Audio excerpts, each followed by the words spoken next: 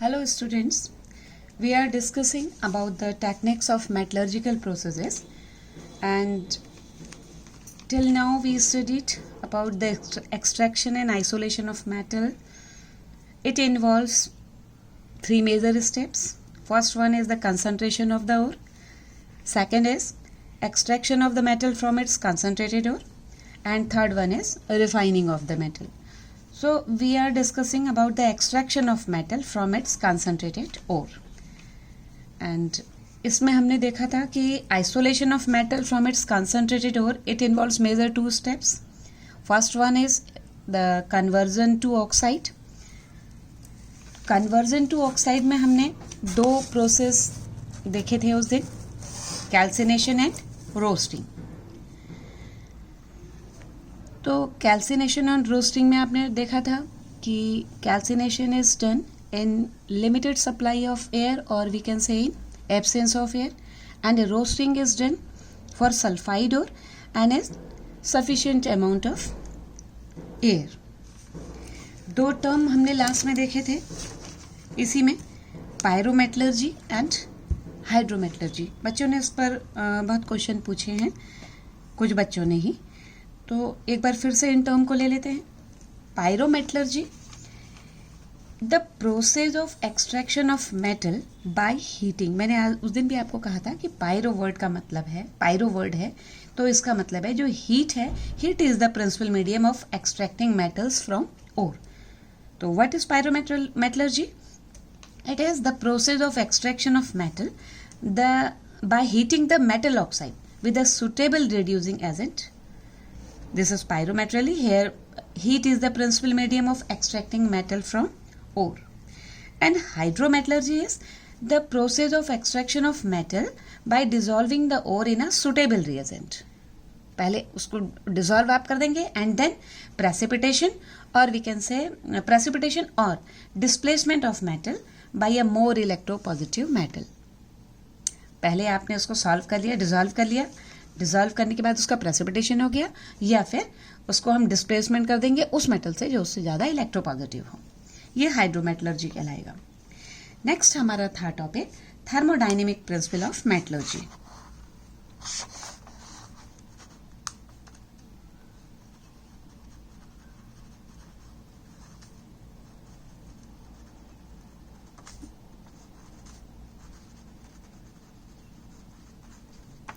Thermodynamic principle क्या है इसके? आपको पता है कि जो मेटलर्जिकल प्रोसेस है इसमें बहुत सारे केमिस्ट्री के प्रिंसिपल इन्वॉल्व हो रहे हैं, तो उसमें एक है थर्मोडायनेमिक प्रिंसिपल जो कि सबसे इम्पोर्टेंट है. यहाँ पर आप जानते हैं कि इस थर्मोडायनेमिक प्रिंसिपल में गिब्स एनर्जी एक सिग्निफिकेंट टर्म है, इंपॉर्टेंट टर्म है गिब्स एनर्जी.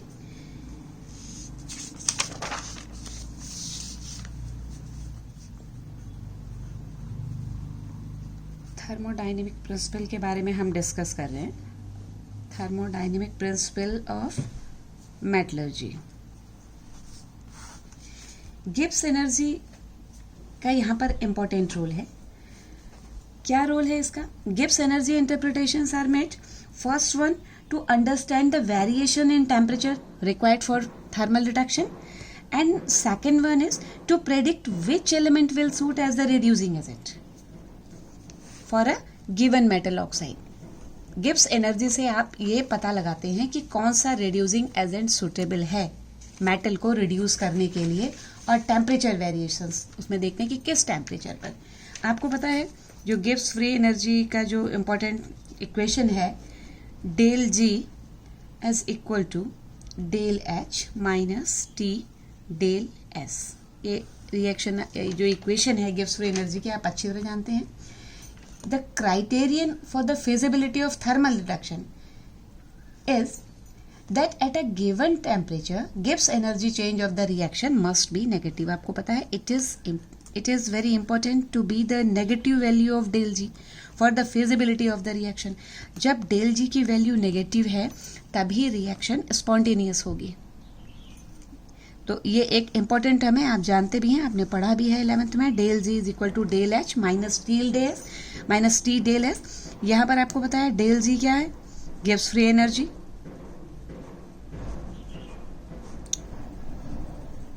डेल एच है यहाँ पर एंथैल्पी,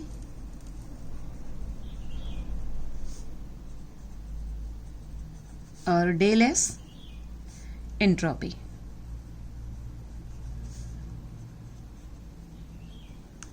एंट्रोपी चेंज।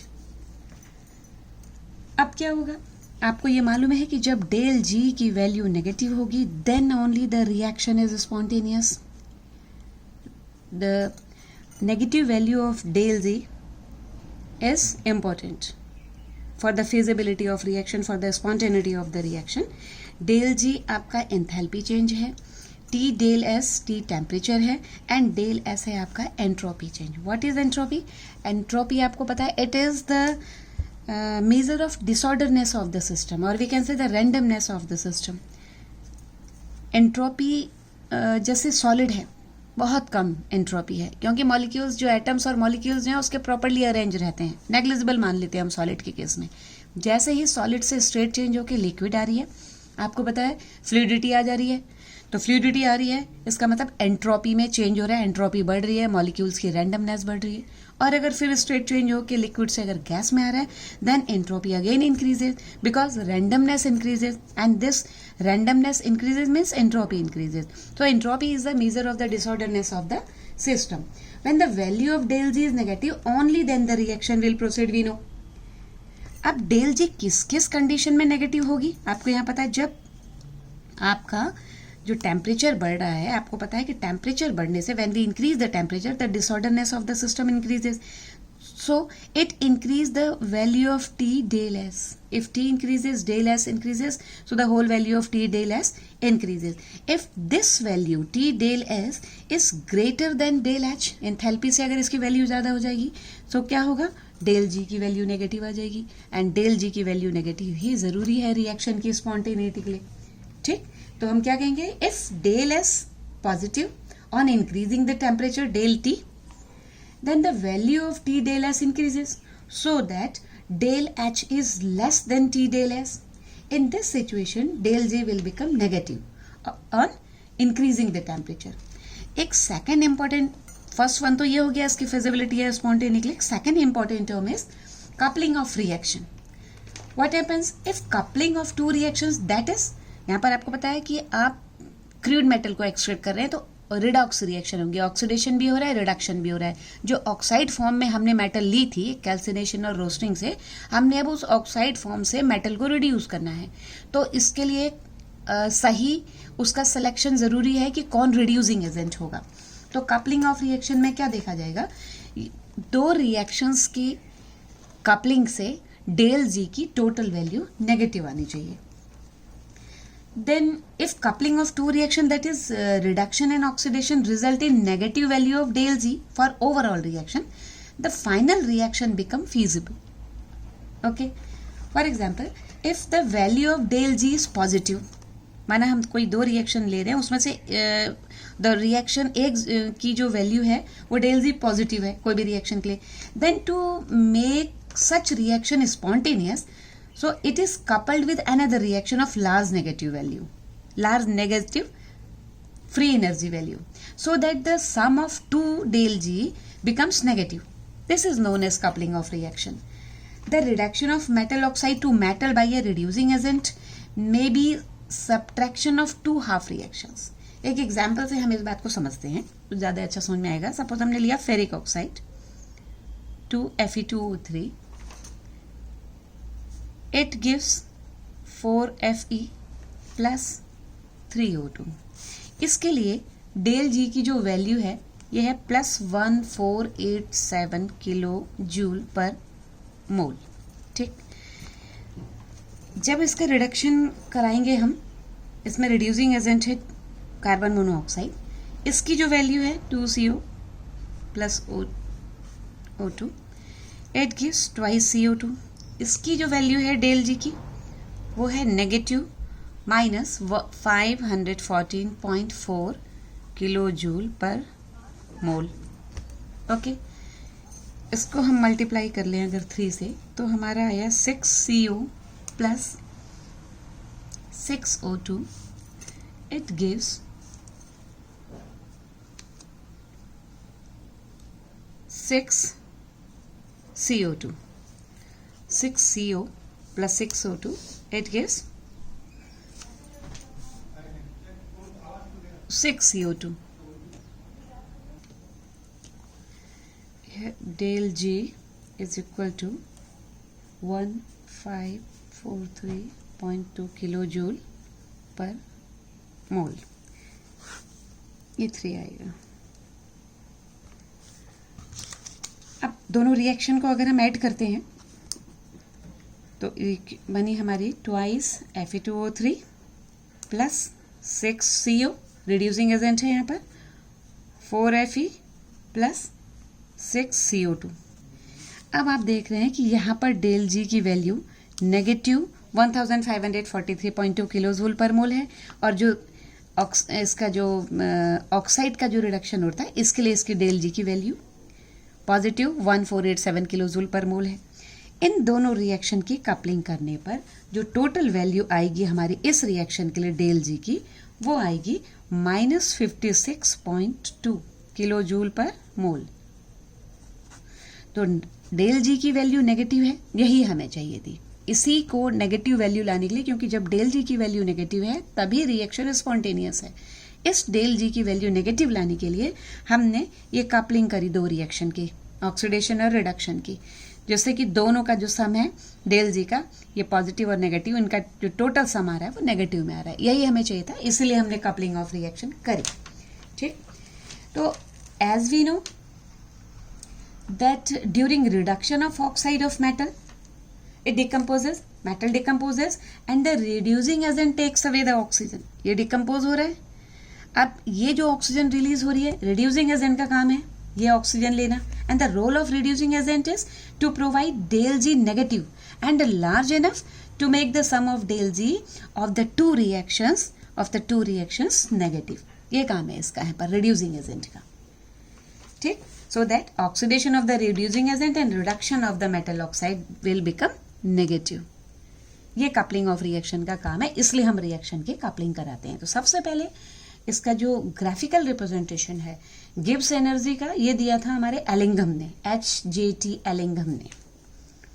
इसका सबसे पहले ग्राफिकल रिप्रेजेंटेशन दिया था हमारे एलिंघम ने. इनका जो डायग्राम ही है वो इनके नाम से जाना जाता है, जो प्लॉट है Ellingham diagram. This provides a sound basis for considering the choice of reducing agent in the reduction. तो क्या है एलिंघम डायग्राम? ये एक ग्राफ है between standard free energy of formation of oxide of metal versus temperature. उनके बीच में ये graph बताता है एलिंघम डायग्राम. NCERT में आपका ये ग्राफ गिवन है, वो हम देखते हैं इसमें. NCERT में जो आपका ग्राफ गिवन है, आप देखिए जो ग्राफ है ये प्लॉट किया गया है del G free energy kilojoule पर मोल एंड टेम्परेचर में. क्या बता रहा है ग्राफ? ग्राफ देखिए, each plot is a straight line except when some change in the phase take place, and in an Ellingham diagram, in this diagram the plot of del G for oxidation and therefore the reduction of the corresponding species of common metal and some reducing agent are given. आपको दिया हुआ है, यही graph में दिखाया हुआ है. एक एग्जाम्पल अभी हम इसमें लेंगे. The value of formation of oxide del G at different temperature are depicted which make the interpretation easy. एक एग्जाम्पल ले लेते हैं, ये बात ज़्यादा अच्छे समझ में आएगी. आपको इसमें क्वेश्चन पूछा भी है. Suggest a condition under which magnesium could reduce alumina. दो इक्वेशन आपको इसमें ग्राफ में दी गई हैं.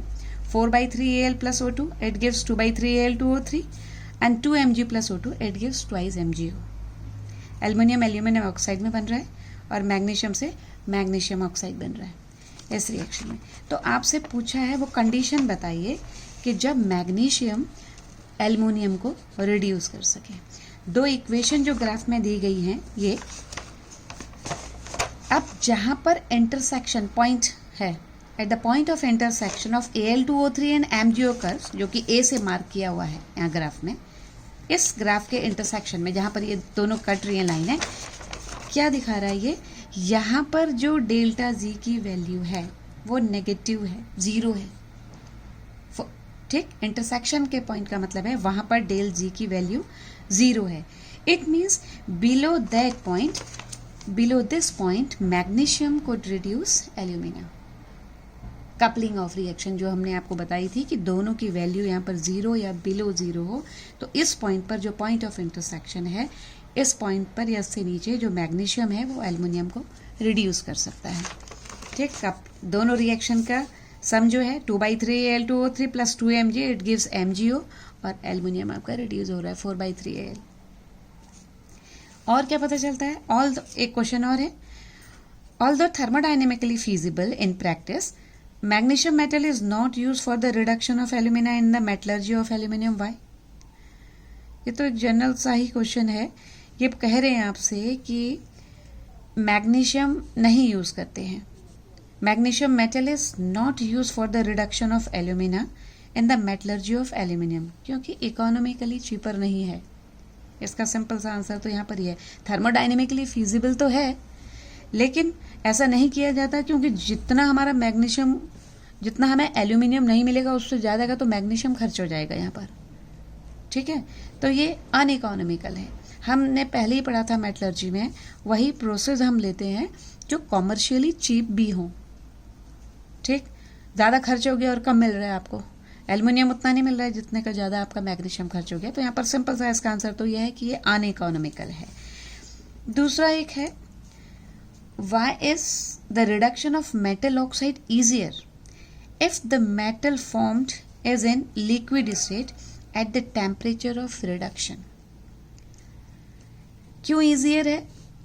metal formed is in liquid state, आपको पता है solid से liquid state की एंट्रोपी ज़्यादा है, क्योंकि solid से liquid में आने में जो सिस्टम है, जो आपके मॉलिक्यूल्स हैं, उनकी रैंडमनेस बढ़ जा रही है, उनकी डिसऑर्डरनेस बढ़ जा रही है. And entropy is the measure of the disorderness of the system. उसका डिसऑर्डरनेस जितना बढ़ेगा, रैंडमनेस जितनी बढ़ेगी, एंट्रोपी बढ़ेगी.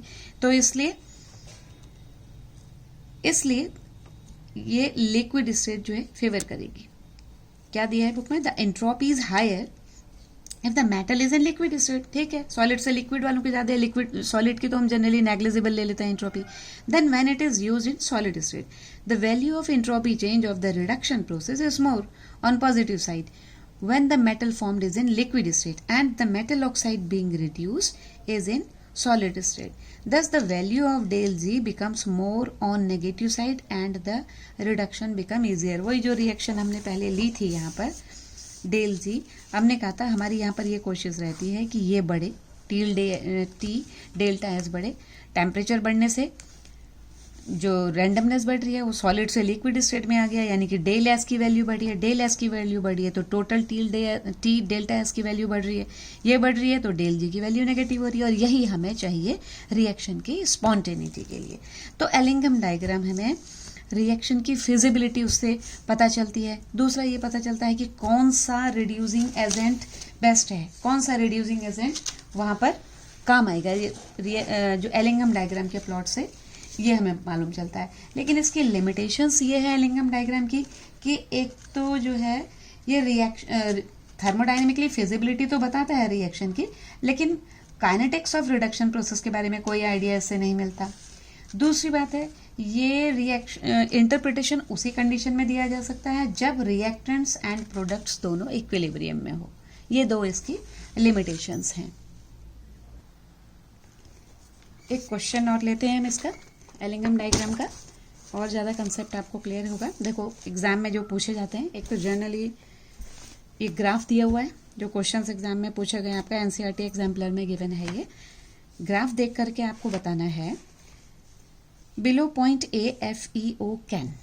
पॉइंट ए गिवन है, आपको ऑप्शन दिए गए हैं ये 4 कि कब उसका रिडक्शन होगा, किस केस में, किससे उसका रिडक्शन होगा. F below point A F E O can be reduced by carbon monoxide only, be reduced by both carbon monoxide and carbon, be reduced by carbon only and not be reduced by both carbon and carbon monoxide. आपको दिख रहा है ये point A. ठीक, तो क्या होगा इस पॉइंट से नीचे, this below point A gives free energy change for the formation of CO2 from CO has lower value. आपको साफ दिख रहा है, इस पॉइंट पर इसकी वैल्यू लोअर है, lower means more negative side में है, ठीक है। Then free energy change for the formation of FeO, उसके कंपैरिजन में इसकी वैल्यू, FeO के कंपैरिजन में इसकी वैल्यू ज़्यादा नेगेटिव साइड में है इस पॉइंट में, तो क्या होगा, FeO will be reduce by CO only, क्योंकि CO पॉइंट A पर इसकी value CO plus twice CO plus O2 gives twice CO2, carbon monoxide की वैल्यू ज़्यादा नेगेटिव है, लोअर साइड में है, ज़्यादा नेगेटिव साइड में है यानी कि लोअर वैल्यू है, तो FeO इस A पॉइंट पर CO से ही रिड्यूस होगा, तो option A is correct, B reduce by carbon monoxide only. एक दो क्वेश्चन और हैं। The change in Gibbs energy del G for any process at any specified temperature is expressed as, ये तो बार बार अभी हमने देखा ही था, रिएक्शन की शुरुआत यहीं से हुई थी, थर्मोडाइनमिकली इंपॉर्टेंट रिएक्शन है, कैसे जो ग्राफ है वो प्लॉट ही होता है डेल जी और आपका टेम्परेचर में, तो ये रिएक्शन है आपकी del G is equal to del H into T del S, del G is equal to del H minus T del S, ये रिएक्शन है आपकी। गिव्स free energy is equal to enthalpy change minus T into change in entropy, ये thermodynamic equation है। Second है Ellingham diagram is in fact the plots of, किस किस के बीच में प्लॉट है, del G versus pressure, del G versus temperature, आपको बताइए, change in free energy for the formation of metal oxide, del G versus temperature, तो आपका बी ऑप्शन इज करेक्ट है। तो इस तरह के क्वेश्चंस एक दो इसमें जनरली पूछे जाते हैं, अदरवाइज आपको पता होना चाहिए कि एलिंगम डायग्राम क्या शो करता है, किस किस के बारे में बताता है। मेन है ये फिजिबिलिटी बताता है आपके रिएक्शन की, कि रिएक्शन सबसे पहले तो आपको ये पता होना चाहिए कि डेल जी की वैल्यू नेगेटिव होगी तभी रिएक्शन फिजिबल है, स्पॉन्टेनिटी रिएक्शन की रहेगी। उसके लिए आपका टेम्परेचर बढ़ने पर अगर आप टेम्परेचर बढ़ रहा है, एंट्रोपी बढ़ रही है, एंट्रोपी बढ़ी है यानी कि टी डेल्टा एस की वैल्यू बढ़ रही है, टी डेल्टा एस की वैल्यू बढ़ रही है तो डेल्टा जी की वैल्यू कम हो रही है, जो कि हमारे रिएक्शन की फिजिबिलिटी के लिए ज़रूरी है। दूसरा है कि एक तो डेल जी की वैल्यू नेगेटिव होनी चाहिए, टेम्परेचर बढ़ने से रैंडमनेस बढ़ रही है, टी डेल्टा एस बढ़ रहा है, डेल जी की वैल्यू नेगेटिव आ रही है। अगर ऐसा नहीं है किसी रिएक्शन में तो वहाँ पर कपलिंग ऑफ रिएक्शन आप कराते हैं। कपलिंग ऑफ रिएक्शन में दोनों रिएक्शंस की डेल्टा जी की वैल्यू ऐड होकर के अगर माइनस में आ रही है, अभी हमने देखा था Fe2O3 का केस लेकर के, ये है दोनों की दो रिएक्शन है, पॉजिटिव वैल्यू है, नेगेटिव वैल्यू, अगर कपलिंग कराने पर दोनों जी की टोटल ओवरऑल वैल्यू नेगेटिव में आ रही है, तो ये भी हम इसलिए करवा रहे हैं कपलिंग के डेल जी माइनस में आए, जिससे कि रिएक्शन की स्पॉन्टेनिटी बनी रहे। तो ये एप्लीकेशन है, ये क्या है इसका एप्लीकेशन में, कि it gives the basis for selection of reducing agent for the reduction of particular metal oxide, इसका इंपॉर्टेंट वो है। And also it predicts the feasibility of thermal reduction of the ore, ठीक। तो ये जनरली आस्क जो उसमें question है यही है। इसकी अगर लिमिटेशंस पूछी जाती है तो मैंने बताया था आपको कि रिएक्शन की केमिकल काइनेटिक्स के बारे में इससे कोई इन्फॉर्मेशन नहीं मिलती है, और दूसरा ये तभी ट्रू है, तभी उसी केस में सक्सेसफुल है जब रिएक्टेंट्स एंड प्रोडक्ट्स दोनों के दोनों इक्विलिब्रियम में। और नेक्स्ट वीडियो में हम अभी इसका पढ़ेंगे कि एप्लीकेशन पार्ट इसका देखेंगे नेक्स्ट वीडियो में। ओके।